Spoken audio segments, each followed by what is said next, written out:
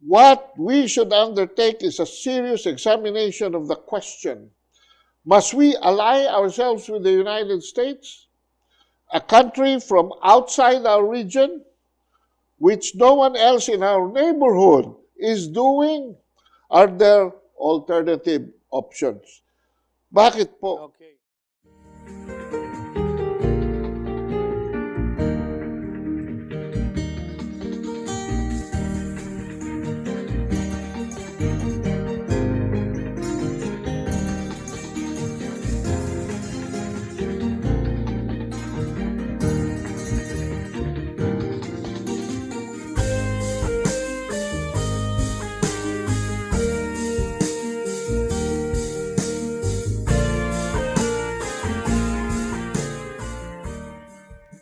Merong mga taga-subaybay po ng ating mga programa dito sa GNN na baka hanapin tayo sa darating na 2 buwan.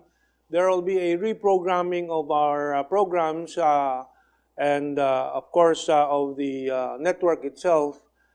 So we will be continuing all our broadcasts, updated broadcast, every weekly broadcast on YouTube. Kaya maghanda po kayo sa mga susunod na linggo sa YouTube po ninyo hanapin ang ating mga diskusyon sa Talk News TV at saka sa Journeys Chronicles of our Asian Century. Tandaan po ninyo, Talk News TV, type lang nyo sa search sa YouTube, sa internet, at Chronicles of our Asian Century.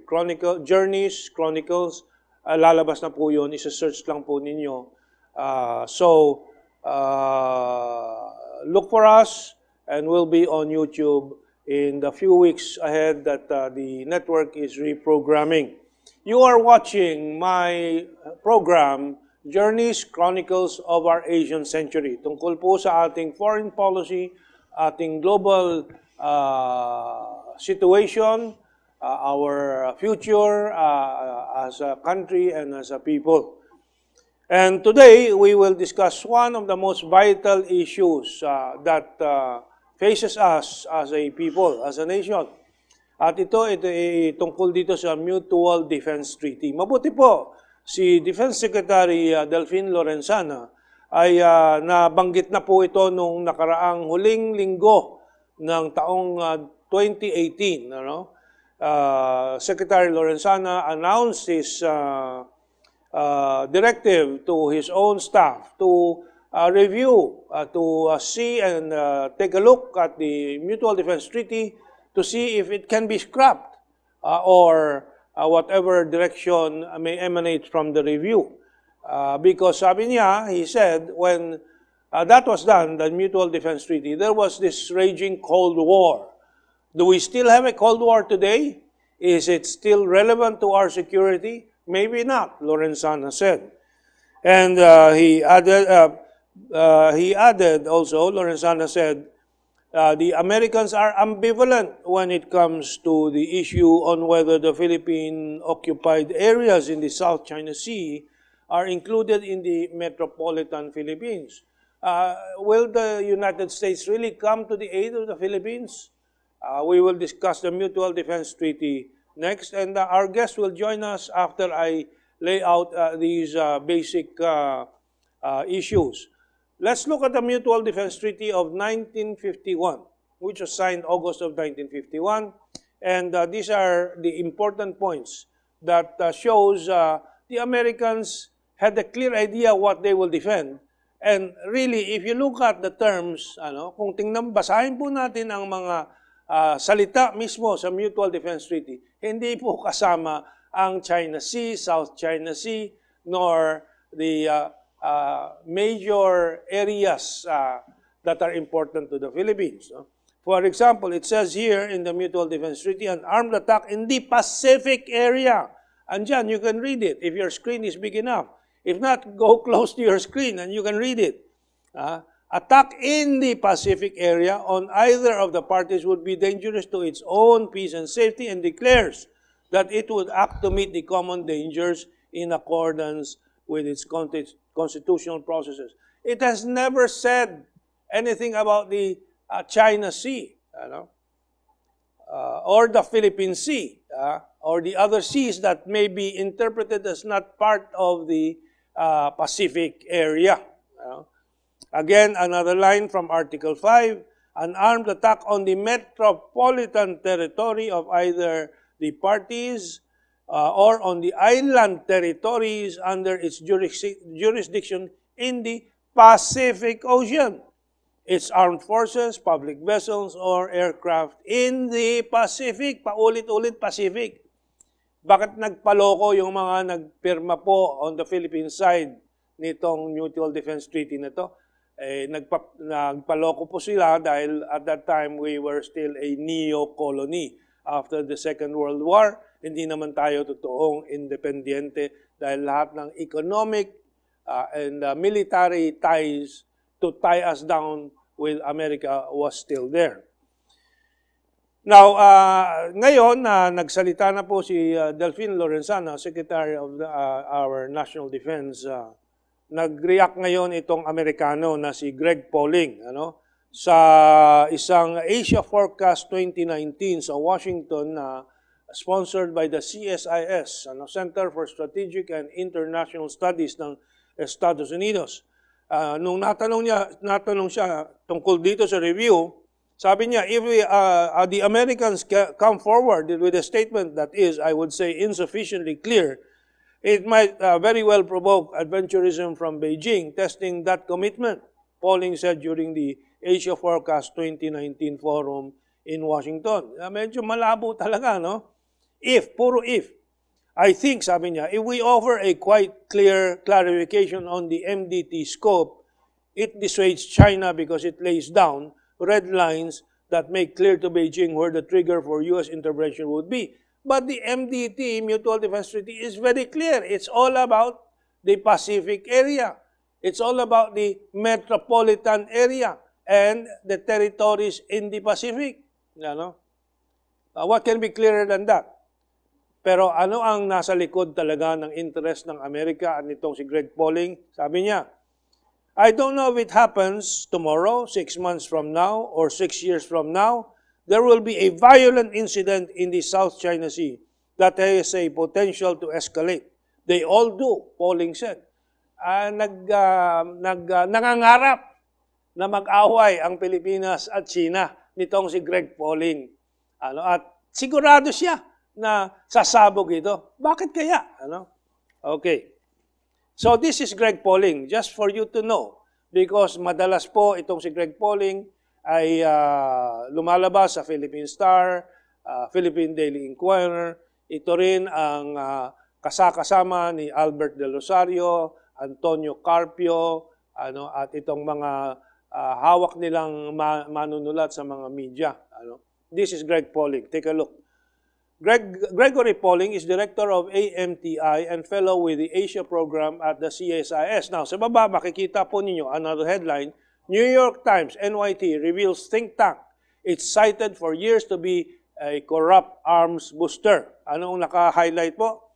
The Times also notes, CSIS is funded largely by Western and Gulf monarchy governments, arms dealers, and oil companies such as Raytheon, Boeing, Shell, the United Arab Emirates, U.S. Department of Defense, UK Home Office, General Dynamics, ExxonMobil, Northrop Grumman, Chevron, and others. So, please, this is very important. Remember this Greg Polling.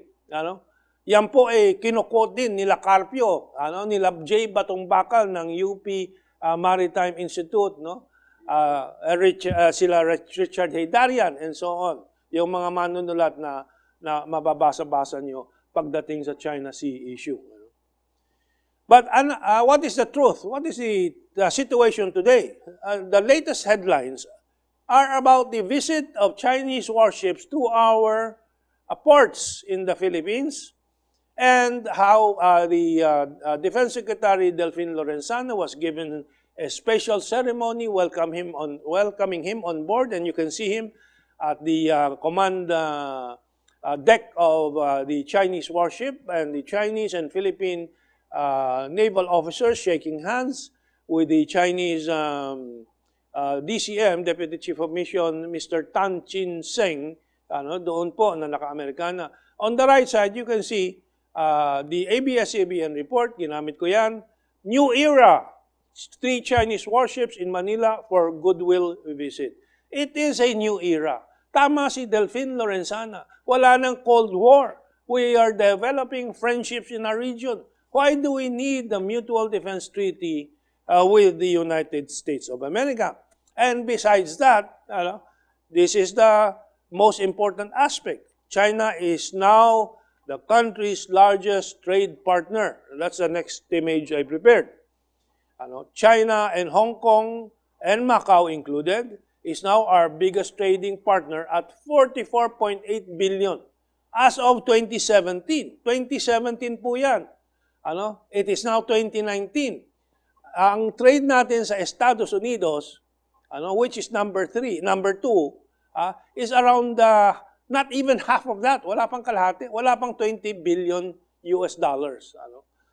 So, importanteng malaman ito. And we are with us is our former Philippine diplomat based in Washington, si Ginoong Ado Paglinawan, who is now back in the Philippines and is a radio anchor for RPN1, 7:38 a.m. sa radyo, Monday to Friday, but hanggang Thursday siya. Friday, his colleague John Enriquez handles the program on agricultural issues. But we'll bank on Ado to share his experience as a diplomat and his latest updates on the situation and on Secretary Delphine Lorenzana's view of this MDT. Ado. Yeah, well, this polling guy is definitely drawing scenarios based on conjectures. Ang pinanggagalingan at patutunguhan ng mga conjectures niya, siya rin ang gumawa. And it's in favor of the United States, of course. But you are right, no? The specific mention about the Pacific area does not include the South China Seas. And another thing that is often forgotten in all these talks about our dealings with sovereignty versus sovereign rights is the aspect that the United States has a long-standing policy of non-interventionism in territorial disputes. And this is even older than their own constitution when they were trying to bring in the 13 colonies, no? And warring against British, but being friendly with the French. And the very latest proof of this is when Russia was able to get Crimea, when Crimea bolted out of the Ukrainian Republic and joined instead the Russian Federation. That is even greater than what's happening in the South China Sea, because this is closer to Russia and this is closer to Europe. And the United States could not even comment on it. Wala talaga, hindi sila pwede by their own self-imposed parameters.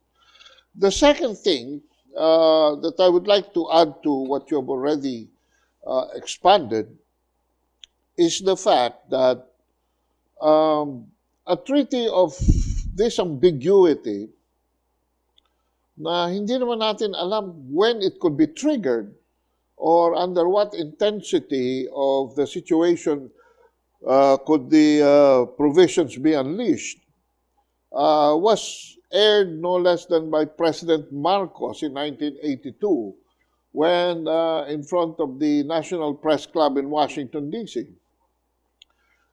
He already distinguished that. Remember that the letter, the wordings of the treaty says that according to your constitutional processes, which means that if anything happens in this part of the world the United States will have to secure a kind of mandate from its own Congress in order to be able to define the kind of intervention that it would come in. There are two aspects here. In the mind of Marcos, he said, that means that you will be debating it here. He was in Washington, D.C. at that time. You will still be debating it here while we are already dying over there. Sabi niya. And number two, this only shows na hindi talaga, sa diplomatic talks, even the current ambassador assures us, the visiting State Department officials, assures us of the ironclad assurance, but in reality, there is no assurance whatsoever. And a friend of mine, I would like to cite two ambassadors here. The first ambassador is Ambassador Albert Encomienda, who was introduced to me in the late 80s by my boss, Ambassador Pelaez, who was ambassador to the United States, former vice president at that time. Itong si Ambassador Albert Encomienda. Now, ako'y nagtataka, I'm really wondering why this government, and especially the former government, has not included Albert Encomienda in the discussions of these issues. Why? Because he is one of the pioneers of this country, surviving at that, in all the discussion of the loss of the seas, even before the United Nations formalized the convention, representing our country side by side with historical figures like Ambassador Pelaez and Arturo Tolentino. We need the wisdom of Ambassador Encomienda here. He has a nota bene here. No? The Philippines has no island territories under its jurisdiction in the Pacific area or on armed forces, public vessels, or aircraft in the Pacific area. The Mutual Defense Treaty was indeed tailored fit for the benefit of the United States when, even as late as 1951 in the Treaty of San Francisco, what it did, instead of returning these islands to China, which was respected by China because Japan invaded these islands in World War II. Subsequently, what really happened was America was trying to put up a Pacific security lake, with America, of course, on the west, California, that is, and on the southwest, Guam and Hawaii. On the north, they have Alaska, and Russia, of course, is just here. So to counterpoise that, they had Japan, no? And below they had the Philippines, and subsequently they had South Korea together with Japan. That is the entire Pacific Lake. And in the wordings of the Mutual Defense Treaty, it is merely to cement the southern portion of the Pacific Security Lake of the United States. Ano ang silbi nito sa atin? During that time when the World War II resulted in the Cold War, we were a small nation. Left alone to ourselves, we were defenseless. So we needed a big brother. But now that the Cold War is out and even the formation of security alliances on a regional basis headed by the United States is only perhaps left to NATO at this point. And wala nang, there is no practicality in having the Mutual Defense Treaty. Yeah. You were also going to quote from Yambao? Yeah. We have a minute before the break. Yeah. Another ambassador that I've worked with in Washington, D.C., who was the chief or head of our political section, was Jimmy Yambao, Ambassador Jaime T. Yambao, who wrote in the Manila Times a column. Ito naman yung idadagdag ko na input ni Mr. Yambao. No? And he said, being an ally of the United States, as pointed out by the treaty's critics, specifically if it entails the stationing of U.S. troops and stockpiling of strategic weapons in the country could make the Philippines a target of attack. Furthermore, it opens the possibility of the country and the region becoming an arena of the contest for hegemony among the big powers. Hindi naman niya sinabi dito at hindi involved sa hegemony ang China. Ang mga hegemonic countries po dyan ay yung British na yan at saka yung precisely yung mga Amerikano. Resulting in an unavoidable catastrophe which could lead to the use of nuclear weapons. No? Ang tanong po ni Jimmy Ambao is simple.